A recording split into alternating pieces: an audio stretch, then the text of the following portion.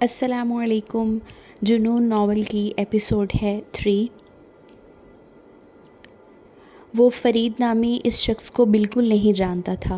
اب سے پہلے تو اس نے کبھی اس کی شکل بھی نہیں دیکھی تھی اور اسے پورا یقین تھا کہ فرید بھی اس کو قطعی نہیں جانتا ہوگا، کیونکہ اس کے اور فرید کے درمیان کوئی بھی ایسی قدر مشترک موجود نہیں تھی جو ان دونوں کو کسی بھی زاویے سے ایک دوسرے کے ساتھ جوڑتی۔ لیکن اس کے باوجود حیدر علی صاف طور پر یہ محسوس کرتا تھا کہ اس کو دیکھتے ہی فرید کی کیفیت میں ایک واضح تبدیلی رونما ہو جاتی ہے۔ جب بھی فرید اس کو دیکھتا تو نہ جانے کیوں اس کے چہرے کے نقوش جیسے مسخ ہونے لگتے، سارے اعصاب تن جاتے اور اس کا ہمیشہ پتھر کی طرح رہنے والا چہرہ اور بھی زیادہ سخت ہو جاتا۔ اس کے ساتھ اس کی آنکھوں سے جیسے چنگاریاں نکلنے لگتی تھیں اور ان میں سرخی عود آتی تھی۔ شروع میں تو حیدر علی نے اس کو صرف واہمہ سمجھ کر ٹالنے کی کوشش کی اور اس نے دل ہی دل میں اپنی ہنسی بھی اڑائی۔ بھلا اس کو مجھ سے کیا لینا دینا ہوگا؟ مجھ کو دیکھ کر اس کی آنکھوں سے کیوں خون اترے گا؟ ہم دونوں تو ایک دوسرے کو جانتے تک نہیں۔ لیکن جیسے جیسے دن گزرتے گئے ویسے ویسے اس کا یہ شک یقین میں بدلتا گیا۔ ویسے تو فرید کے چہرے پر ہمیشہ ہی ایک تناؤ کی سی کیفیت رہتی تھی، نرمی اور شگفتگی کا کوئی تاثر کسی نے کبھی دیکھا ہی نہیں تھا۔ لیکن جب فرید حیدر کی طرف دیکھتا تھا تو اس کا چہرہ اس سے بھی زیادہ بھیانک ہو جاتا، اس کے رنگ سیاہ پڑنے لگتا اور تنے ہوئے اعصاب اور بھی زیادہ تن جاتے۔ جیسے جیسے حیدر علی کو اس حقیقت کا احساس ہوتا گیا ویسے ویسے اس کے دل میں ایک نامعلوم قسم کا خوف بھی پیدا ہوتا گیا۔ آخر یہ اجنبی شخص اسے کیوں اس قدر ناپسند کرتا ہے جبکہ اس کا اس سے کوئی تعلق بھی نہیں؟ یہ بات اتنی عجیب تھی اور ساتھ ہی اس قدر مزاحیہ خیز بھی معلوم ہوتی تھی۔ وہ کسی سے اس کا ذکر کرتے ہوئے بھی ہچکچاتا تھا۔ سننے والا یقیناً اس پر ہنسے گا اور مذاق اڑائے گا۔ فرید نے آج تک اسے کوئی بات کرنا تو درکنار اسے سلام بھی نہیں کیا تھا۔ جب بھی اس کا حیدر علی سے آمنا سامنا ہوتا، حیدر علی کا ہاتھ خود ہی سلام کے لیے اٹھ جاتا اور فرید سر ہلانے کے اشارے کے ساتھ جواب دے کر آگے بڑھ جاتا۔ لیکن ان مختصر لمحات میں بھی جتنی دیر فرید کی نگاہیں حیدر کے چہرے پر جمی رہتی، حیدر علی کو اس سے خون ٹپکتا ہوا محسوس ہوتا، تاہم حیدر علی نے کبھی کسی سے اس بات کا ذکر نہیں کیا تھا۔ دراصل وہ یہ فیصلہ ہی نہیں کر پا رہا تھا کہ یہ بات اسے کسی سے کہنی چاہیے یا نہیں۔ محلے کے کسی بھی شخص کو فرید سے کوئی شکایت نہیں تھی، اس نے کسی کو کوئی نقصان بھی نہیں پہنچایا تھا اور نہ ہی کسی سے کوئی لڑائی جھگڑا وغیرہ کرتا تھا۔ وہ اس طرح اس محلے میں رہتا جیسے یہاں کسی گھر میں کوئی شخص کا نہ کوئی تعلق ہو نہ واسطہ، بالکل الگ تھلگ اور بیگانہ سا۔ فرقان اور زبیدہ اکثر اس سے بات کرنے کے بارے میں سوچتے اور آپس میں باتیں بھی کرتے۔ ہمارے اس سے پہلے والے جو کرایہ دار تھے وہ سب کے سب اتنے اچھے اور ملنسار تھے، فرقان نے کہا۔ وہ سب لوگ تو ہمارے ساتھ ایسے رہتے تھے جیسے ہمارے ہی خاندان کا ایک حصہ ہوں۔ مختار کو یہاں سے جانے کا بہت افسوس تھا، زبیدہ نے کہا۔ وہ مجھ سے کہہ رہا تھا کہ اگر اس کے باپ کا اصرار نہ ہوتا تو وہ کبھی بھی یہاں سے نہ جاتا۔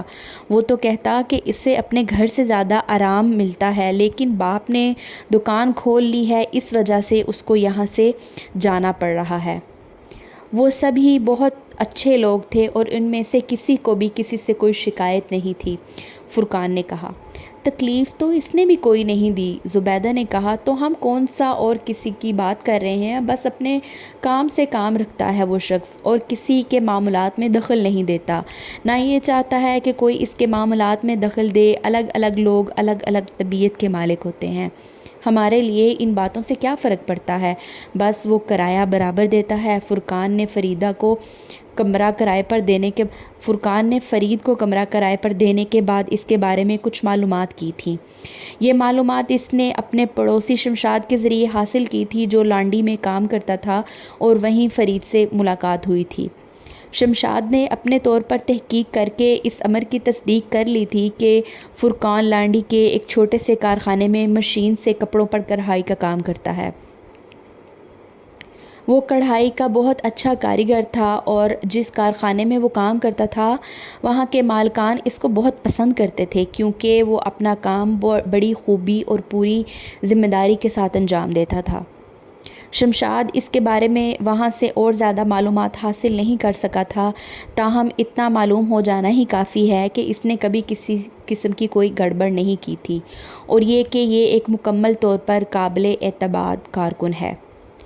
فرقان اور زبیدہ کو پابندی کے ساتھ اپنے کمرے کا کرایہ مل رہا تھا اور انہیں اپنے کرایہ دار سے کوئی شکایت نہیں تھی۔ سب کچھ ٹھیک ٹھاک چل رہا تھا، ان کا کمرہ آباد تھا، کرایہ آ رہا تھا، تو پھر پریشانی کی کیا بات تھی بلا؟ ان دونوں کو اپنے پڑوسی حیدر علی کے دل میں پلنے والے اس نامعلوم خوف کے بارے میں کچھ معلوم نہیں تھا، جس کے متعلق حیدر علی نے کسی سے بھی کوئی گفتگو نہیں کی تھی۔ اس گلی کی ایک دیرینہ روایت چلی آ رہی تھی کہ ہر سال محرم کی 9ویں تاریخ کو رات کے وقت حلیم کی دیگ پکتی۔ اس کا طریقہ کار یہ ہوتا تھا کہ گلی کے ہر گھر سے چندہ اکٹھا کیا جاتا اور وہ لوگ خوشی خوشی چندہ دیتے۔ پھر محرم کی 9 تاریخ کی رات کے وقت حلیم پکتی تھی اور صبح کو وہ سارے محلے میں تقسیم ہو جاتی۔ ہر سال کی طرح اس سال بھی حلیم کا اہتمام کیا گیا اور اس محلے کے تمام ہی گھروں سے چندہ اکٹھا کرنے کی مہم شروع ہو گئی۔ چندہ جمع کرنے کی ذمہ داری جن لوگوں پر عائد ہوتی، ان میں شمشاد بھی ایک تھا۔ شمشاد فرقان کے گھر بھی چندہ وصول کرنے کے لیے آیا اور فرقان نے اس کو چندہ دے بھی دیا۔ یار، اس چیریا سے چندہ مانگوں یا نہ مانگوں؟ شمشاد نے فرقان سے سوال کیا، وہی تمہارے بد دماغ کرایہ دار سے۔ مانگو، کیوں نہیں؟ فرقان نے کہا، گلی کے سب لوگ اس میں شامل ہیں تو وہ کیوں نہ شامل ہو؟ پوچھ کر دیکھ لو، اکیلا آدمی ہے، اس کو زیادہ رقم دینے کی ضرورت بھی نہیں، حلیم البتہ اس کو ذرا زیادہ دے دیں گے۔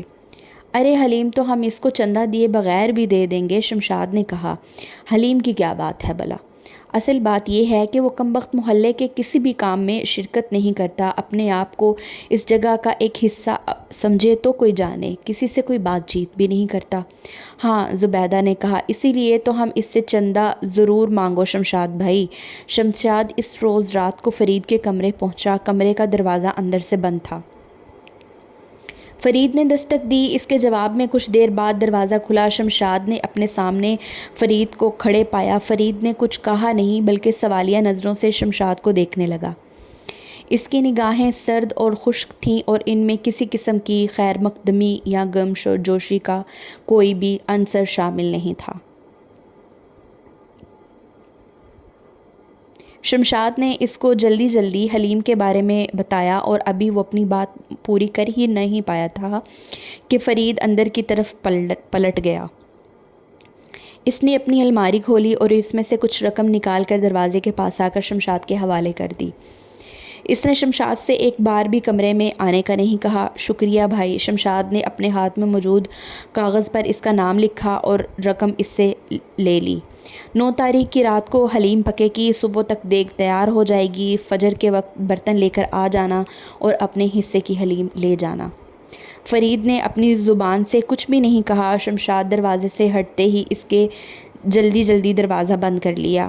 محرم کی 9 تاریخ کی رات کو اگلے گلی میں سر شام سے ہی غیر معمولی ہنگامے کا آغاز ہو گیا تھا۔ فرید کام پر سے آنے کے بعد جب ایک بار اپنے کمرے میں گھستا تو پھر بلا موم وہ اگلی صبح کو ہی باہر نکلتا۔ رات کا کھانا وہ باہر سے کھا کر آتا اور پھر اپنے کمرے میں بند ہو جاتا۔ اس روز بھی وہ معمول کے مطابق تقریباً اپنے مقررہ وقت پر گلی میں داخل ہوا اور اس کے سارے ہنگامے اور شور و گل سے بالکل بے نیاز، جو کہ حلیم کے پکنے کے سلسلے میں گلی میں پڑا تھا، اپنے کمرے کی طرف بڑھنے لگا۔ اس نے نظر اٹھا کر ان لوگوں کی طرف دیکھا جو نہیں دیکھ کے ارد گرد موجود تھے، لیکن لوگوں نے اس کو دیکھ لیا تھا۔ فرید، ایک شخص نے آواز لگائی، صبح فجر کے وقت آ جانا، برتن لے کر اپنے حصے کا حلیم لے جانا، دیر نہ کرنا، کسی دوسرے نے کہا، ورنہ دیگ خالی ہو جائے گی۔ یہ کہہ کر وہ زور سے ہنسا۔ فرید نے ان دونوں آدمیوں کی طرف دیکھا اور آہستہ سے گردن ہلا دی۔ اس وقت فرید کی نظر حیدر علی پر پڑی جو لوگوں کے درمیان موجود تھا۔ لیکن اس نے فرید سے مخاطب ہو کر کوئی بات نہیں کی۔ فرید چلتے چلتے بس ایک لمحے کو ذرا رکا۔ اس نے حیدر علی کے چہرے کو غور سے دیکھا۔ اس کی نگاہوں میں نہ جانے ایسی کون سی بات تھی کہ حیدر علی کو اپنے رگوں پہ میں ایک سنسنی سی دوڑتی ہوئی محسوس ہوئی۔ اسے ایسا لگا جیسے فرید کی آنکھوں سے چنگاریاں نکل رہی تھیں اور اس کا چہرہ بالکل سیاہ پڑ گیا۔ فرید چند لمحوں سے زیادہ نہیں رکا، لیکن ان لمحوں کے درمیان فرید نے وہ محسوس کر لیا جو کوئی اور شخص محسوس نہیں کر سکا۔ اس کے بعد فرید تیز تیز قدم اٹھاتا اپنے کمرے کی طرف چل دیا اور اس نے خود کو گلی میں ہونے والے ہنگامے سے، جس میں کوارٹر کا کوئی شخص فرید شریک تھا، اپنے آپ کو بالکل لا تعلق کر لیا۔ فرید اپنے کمرے میں داخل ہو گیا اور اس نے اندر سے دروازہ بند کر لیا۔ رات کے آخری پہر میں حلیم کی دیگ پک کر تیار ہو گئی تھی۔ ساری رات کئی جوان باری باری حلیم گھونٹنے لگتے اور اس طرح ان کی تیاری میں بہت سے لوگوں کا ہاتھ تھا۔ کئی گھروں میں عورتیں بھی جاگتی رہیں اور اپنے آپ کو حلیم پکنے کی پیش و رفت سے باخبر رکھنے لگیں۔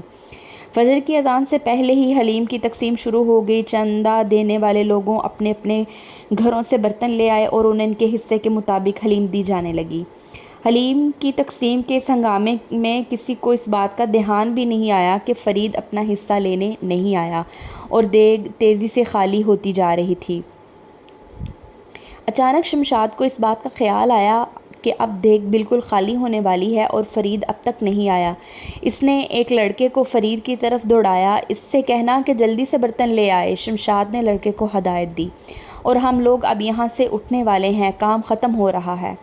وہ لڑکا تیزی سے بھاگتا ہوا فرید کے کمرے کے دروازے پر پہنچا اور زور زور سے دستک دینے لگا۔ ذرا دیر کے بعد فرید آنکھیں ملتا ہوا دروازہ کھول کر باہر آیا۔ اس نے خاصی خوشمگین نظروں سے اس لڑکے کو دیکھا۔ شمشاد بھائی کہہ رہے ہیں آپ برتن لے کر جلدی سے آ جائیے اور حلیم لے لیجئے۔ لڑکے نے جلدی جلدی بولنا شروع کر دیا۔ وہ کہہ رہے ہیں کہ نہیں چاہیے، فرید نے لڑکے کی بات کاٹ کر کہا اور دروازہ بند کر لیا۔ لڑکا حیران نظروں سے دیکھتا ہوا چند لمحے تک وہاں کھڑا رہا اور پھر واپس چلا گیا۔ اس نے شمشاد کے پاس آ کر بتایا کہ فرید نے اس کی بات پوری سنے بغیر ہی کہہ دیا اور دروازہ بند کر دیا کہ نہیں چاہیے، پاگل۔ وہاں موجود ایک پڑوسی نے کہا، باولا کہیں کا، ٹھیک ہے۔ ایک اور شخص بولا، اس کے پیسے واپس کر دو۔ کیوں پیسے واپس کر دیں بھلا؟ ایک اور شخص نے اختلاف کرتے ہوئے کہا، ہم نے کون سا زبردستی لیے ہیں، اس نے اپنی مرضی سے دیے ہیں اور وہ تو خرچ بھی ہو گئے ہیں، اگر وہ اپنا حصہ لینے نہیں آیا تو ہم کیا کریں؟ تھوڑی دیر میں دیگ خالی ہو گئی، چولہا بجھا دیا گیا، جلی ہوئی لکڑیاں عارضی طور پر بنائے گئے سیمنٹ کے بلاکوں کے چولہے میں پڑی رہ گئیں۔ چولہا سیمنٹ کے جن بلاکوں کے اوپر نیچے رکھا ہوا تھا ان میں 2 ایک آدھے بلاک کے ٹکڑے بھی شامل تھے۔ یہ سارا اہتمام جس جگہ پر کیا گیا تھا وہ حیدر علی کے گھر کے بالکل قریب کی جگہ تھی۔ کئی لوگ تو حیدر علی کے گھر کے آگے بنے چبوترے پر بیٹھ کر حلیم کھا رہے تھے۔ اس چبوترے پر رات بھر رونق رہی تھی، مگر اب یہ چبوترا خالی تھا، سب لوگ اپنے اپنے گھروں کو جا چکے تھے۔ اگلے دن محرم کے 10ویں تاریخ تھی اور سب کو چھٹی تھی، سارا کاروبار بند تھا، مگر فرید اس روز بھی صبح صبح کہیں نکل گیا اور شام ڈھلے واپس آیا۔ کسی کو اس سے یہ پوچھنے کی ضرورت تھی نہ حوصلہ کہ وہ سارا دن کہاں رہا اور کیا کرتا رہا، کسی کو اس سے کوئی دلچسپی نہیں تھی۔